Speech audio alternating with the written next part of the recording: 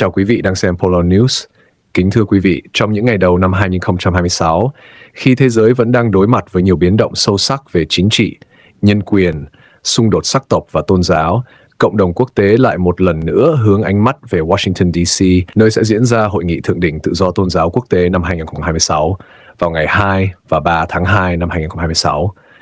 Đây không chỉ là một sự kiện thường niên mà còn là diễn đàn quan trọng nhất của phong trào tự do tôn giáo toàn cầu, nơi tiếng nói của các cộng đồng bị đàn áp được lắng nghe, nơi những giá trị phổ quát của nhân loại được khẳng định và nơi hành động cụ thể được kêu gọi. 1. Hội nghị Thượng đỉnh Tự do Tôn giáo Quốc tế 2026, tiếng nói của lương tri toàn cầu. Hội nghị Thượng đỉnh Tự do Tôn giáo Quốc tế International Religious Freedom Summit, IRF Summit năm 2026, quy tụ hàng trăm nhà lãnh đạo tôn giáo, chính trị gia, học giả, nhà hoạt động nhân quyền, đại diện các tổ chức xã hội dân sự và những nạn nhân trực tiếp của đàn áp tôn giáo đến từ khắp các châu lục. Trong 2 ngày, 2 và 3 tháng 2 năm 2026, thủ đô Washington, D.C. không chỉ là trung tâm chính trị của Hoa Kỳ mà còn trở thành trung tâm đạo đức của thế giới, nơi các vấn đề về tự do tín ngưỡng, nhân phẩm con người và trách nhiệm quốc tế được đặt lên bàn nghị sự. Hội nghị năm nay nhấn mạnh một thông điệp rõ ràng: tự do tôn giáo không phải là đặc quyền mà là quyền căn bản của con người. Không ai có thể bị bắt bớ, giam cầm, đánh đập hay tước đoạt tài sản chỉ vì niềm tin tôn giáo, tín ngưỡng hay bản sắc văn hóa của mình. 2. Tự do không chỉ là lời hứa mà là hành động thực tiễn. Kính thưa quý vị, trong nhiều thập kỷ qua, tự do tôn giáo thường được nhắc đến trong các tuyên bố, nghị quyết và công ước quốc tế. Tuy nhiên, thực tế cho thấy hàng trăm triệu người trên thế giới vẫn đang sống trong sợ hãi, không được tự do thờ phượng, không được sinh hoạt tôn giáo công khai và thậm chí bị coi là tội phạm chỉ vì đức tin của mình. Chính vì vậy, thông điệp cốt lõi của hội nghị năm 2026 là tự do không chỉ là một lời hứa mà phải là một hành động thực tiễn. Điều này đòi hỏi các chính phủ phải chấm dứt đàn áp tôn giáo, cộng đồng quốc tế phải lên tiếng mạnh mẽ và nhất quán, các tổ chức nhân quyền phải bảo vệ nạn nhân bằng hành động cụ thể, không chỉ bằng báo cáo, và mỗi cá nhân có lương tri phải không im lặng trước bất công. 3. Xây dựng tự do trong bối cảnh thế giới đầy thử thách. Năm 2026, thế giới đang chứng kiến sự suy giảm của dân chủ, sự gia tăng của chủ nghĩa độc tài, chủ nghĩa dân tộc cực đoan và việc lạm dụng luật pháp để kiểm soát tôn giáo. Ở nhiều quốc gia, chính quyền sử dụng các khái niệm mơ hồ như an ninh quốc gia, đoàn kết dân tộc hay ổn định xã hội để biện minh cho việc đàn áp các cộng đồng tôn giáo thiểu số. Trong bối cảnh đó, Hội nghị Thượng đỉnh Tự do Tôn giáo Quốc tế 2026 mang ý nghĩa đặc biệt quan trọng. Đây là nơi vạch trần các hình thức đàn áp tinh vi và có hệ thống, phân tích mối liên hệ giữa vi phạm tự do tôn giáo và xung đột xã hội, đề xuất các giải pháp chính sách cụ thể cho các chính phủ dân chủ. Và quan trọng hơn hết, trao quyền cho những cộng đồng yếu thế lên tiếng. 4. Hội nghị Thượng đỉnh về Tự do Tôn giáo 2026, một lời kêu gọi mạnh mẽ. Bên cạnh IRF Summit, một sự kiện quan trọng khác trong năm 2026 là Hội nghị Thượng đỉnh về Tự do Tôn giáo Summit for Religious Freedom do tổ chức Americans United triệu tập. Hội nghị này sẽ diễn ra tại khu vực thủ đô Washington, D.C.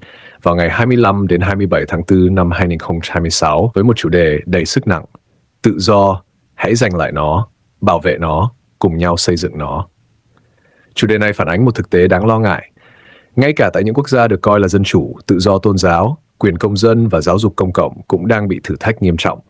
Các cuộc tranh cãi về phân biệt đối xử, cực đoan hóa tôn giáo và việc lạm dụng niềm tin để gây chia rẽ xã hội đang làm suy yếu nền tảng tự do chung. 5. Giành lại, bảo vệ, xây dựng. 3 trụ cột của tự do giành lại tự do có nghĩa là không chấp nhận việc các quyền căn bản bị xói mòn theo thời gian. Những gì đã mất phải được lấy lại bằng tiếng nói công dân, pháp luật và đoàn kết xã hội. Bảo vệ tự do là trách nhiệm của các thể chế dân chủ, tòa án độc lập, báo chí tự do và xã hội dân sự. Tự do không thể tồn tại nếu không được bảo vệ trước sự lạm quyền, cùng nhau xây dựng tự do. Nhấn mạnh rằng tự Tự do tôn giáo không phải là cuộc đấu tranh của riêng một tôn giáo hay một cộng đồng, mà là nỗ lực chung của toàn xã hội, vượt qua với các khác biệt về đức tin, sắc tộc và quan điểm chính trị. Tự do tôn giáo, nền tảng của hòa bình và nhân phẩm.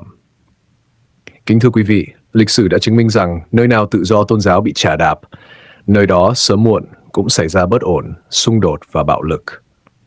Ngược lại, những xã hội tôn trọng đa dạng tín ngưỡng thường là những xã hội hòa bình hơn, sáng tạo hơn và nhân văn hơn. Tự do tôn giáo không chỉ là quyền được cầu nguyện, mà còn là quyền giữ gìn bản sắc văn hóa, quyền truyền dạy đức tin cho thế hệ sau, quyền sống đúng với lương tâm của mình và quyền được đối xử như một con người có phẩm giá. 7. Lời kêu gọi từ Polo News. Polo News kêu gọi cộng đồng quốc tế, các tổ chức nhân quyền, các chính phủ dân chủ và từng cá nhân có lương tri. Đừng quay lưng với những người đang bị đàn áp vì đức tin. Đừng để tự do chỉ tồn tại trên giấy. Hãy biến lời nói thành hành động. Hội nghị Thượng đỉnh Tự do Tôn giáo Quốc tế 2026 và Hội nghị SRF 2026 không chỉ là các sự kiện, mà là cơ hội lịch sử để thế giới cùng nhau tái khẳng định một giá trị cốt lõi. Con người sinh ra là tự do và phải được sống trong tự do.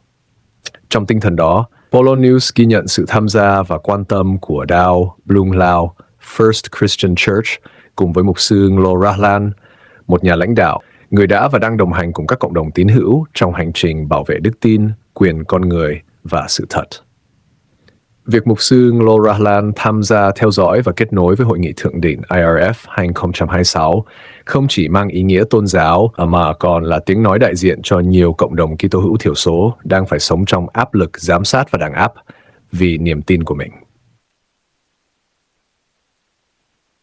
Chào mừng quý vị đến với bản tin Tự do Tôn giáo Quốc tế, Hội nghị Thượng đỉnh IRF 2026.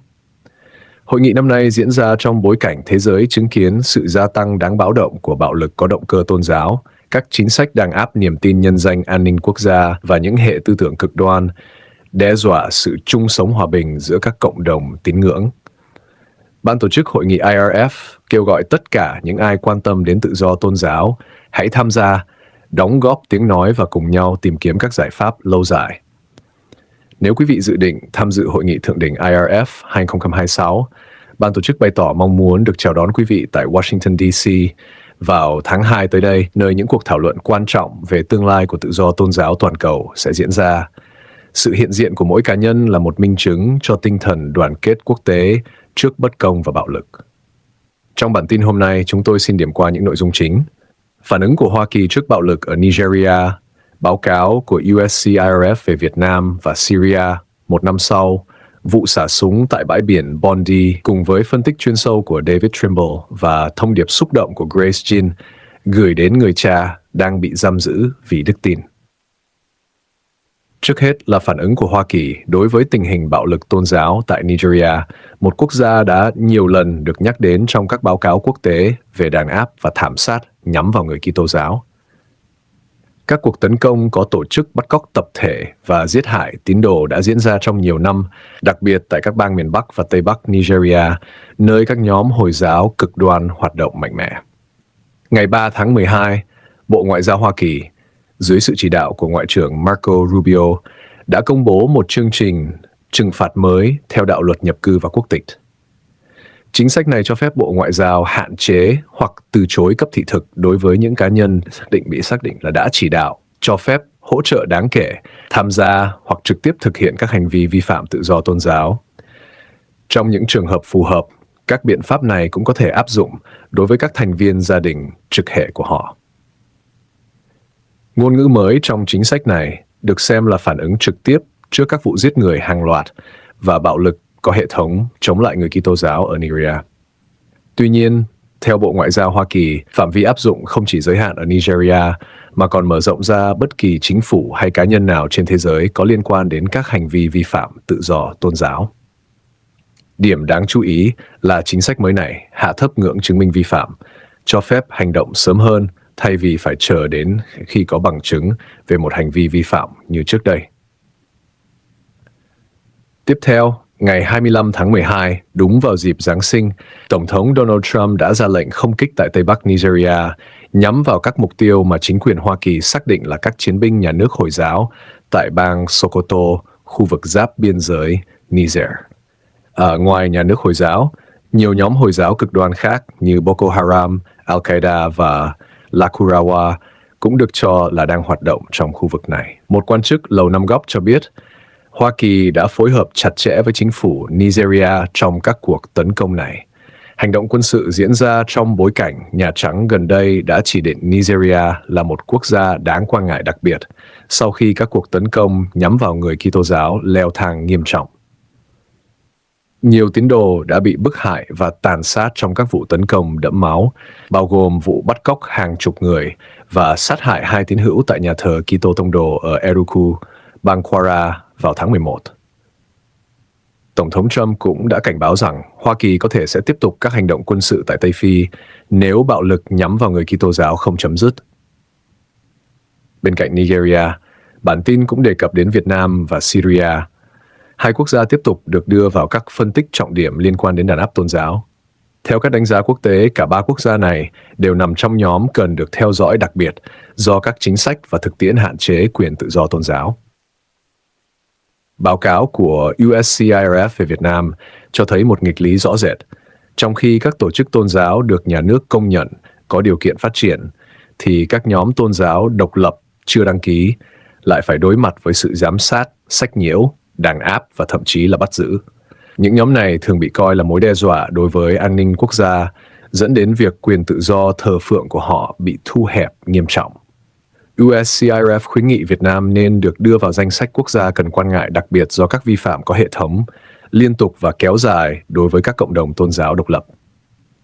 Đối với Syria, đã tròn 1 năm kể từ khi chế độ Bashar al-Assad bị lật đổ. Mặc dù các lễ kỷ niệm diễn ra trên đường phố Damascus, nhưng thực tế cho thấy nhiều cộng đồng thiểu số tôn giáo và sắc tộc vẫn sống trong lo sợ. Các cuộc tấn công có chủ đích nhằm vào người Druze và Alawite tại các thành phố như Homs cho thấy tiến trình hướng tới tự do tôn giáo và dân chủ vẫn còn chậm chạp, thậm chí có dấu hiệu thụt lùi. Một sự kiện gây chấn động dư luận quốc tế khác là vụ xả súng tại bãi biển Bondi, Úc, khiến nhiều người thiệt mạng và bị thương khi những người Do Thái đang mừng lễ Hanukkah trở thành mục tiêu tấn công. Vụ việc này một lần nữa làm nổi bật sự gia tăng của chủ nghĩa bài Do Thái và bạo lực nhắm vào tôn giáo trên toàn cầu. Tuy nhiên, lòng dũng cảm của những người đã mạo hiểm mạng sống để ngăn chặn kẻ tấn công cũng cho thấy tinh thần nhân ái và trách nhiệm chung của con người trước thù hận. Bản tin cũng dành thời lượng để nhấn mạnh cam kết bền vững của cộng đồng quốc tế trong việc bảo vệ tự do tôn giáo thông qua các tổ chức như Freedom House và Hội nghị Thượng đỉnh ERF. Tự do tôn giáo không đòi hỏi chúng ta phải đồng ý với mọi niềm tin, mà đòi hỏi sự tôn trọng nhân phẩm con người và quyền tìm kiếm chân lý theo lương tâm. Trước những bất đồng sâu sắc, thế giới phải chọn thuyết phục thay vì ép buộc, bởi bạo lực và đe dọa không bao giờ có chỗ đứng trong một xã hội tự do. Cuối cùng, thông điệp Giáng sinh đầy xúc động của Grace Jean gửi đến cha mình, mục sư Jean Mingri, một tù nhân lương tâm tôn giáo đang bị giam giữ, đã trở thành biểu tượng cho hàng ngàn gia đình bị chia cắt vì đức tin. Việc Hội nghị Thượng đỉnh ERF chọn trường hợp này làm trọng tâm vận động cho năm 2026 cho thấy sức mạnh của sự đoàn kết quốc tế trong việc đòi hỏi công lý. Thưa quý vị, sự tham gia của Dao Blung Lao, First Christian Church và mục sư Nglo Rahlan tại Hội nghị Thượng đỉnh ERF 2026 là minh chứng rằng tiếng nói của các cộng đồng tôn giáo, dù nhỏ bé, vẫn có thể vang xa trên trường quốc tế. Polo News xin cảm ơn quý vị đã theo dõi và sẽ tiếp tục đồng hành cùng quý vị trong những bản tin tiếp theo về tự do tôn giáo và nhân quyền toàn cầu.